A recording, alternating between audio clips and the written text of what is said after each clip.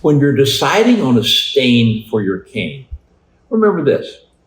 The wood is basically almost white. If we really want color, when we oil it, we get some color, but it's still a lighter piece of wood. I like a little more color in my canes. It's a personal choice, makes me feel good. Stain is always accompanied with a hard tung oil finish. And the difference is, stain adds color into the grain of the wood, but it's still unprotected wood. Adding a tung oil finish, especially that's hand rubbed, is a protective shell around your cane that prevents it from drying out. The biggest enemy of wood is dryness. And just as you wouldn't have a piece of unfinished wood in your home, in cabinetry, you certainly don't want to leave your cane unfinished. An unfinished cane is vulnerable to humidity, dirt, grease, grunge, and they look terrible. We add tung oil either by itself as a protective shell or on top of every stain finish we do.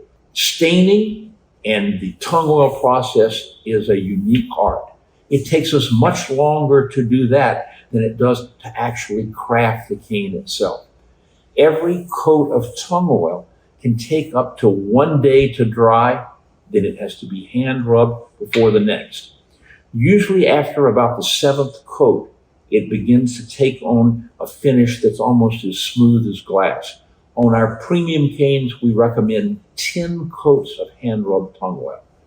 It adds to the beauty of the cane, and it's one that I like. Now, for your choice in colors, our most popular color is what we call gunstock brown. It's a very light brown. It emphasizes the grain and the richness of the wood.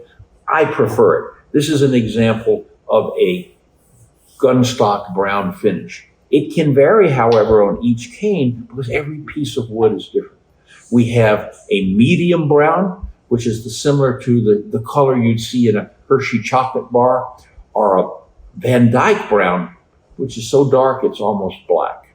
You do have an option for black. It takes us longer. Black is one of the most difficult colors to put on a cane, but when we finish a black cane, it's so deep you could almost look into the color. Another choice that's very popular is an oxblood red that we created. Probably the only company to ever put oxblood red on a cane.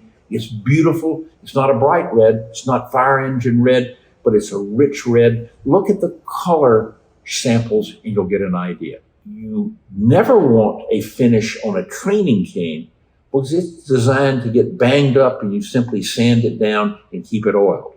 But on your carry canes, you need a protective finish. I like to add a little stain also.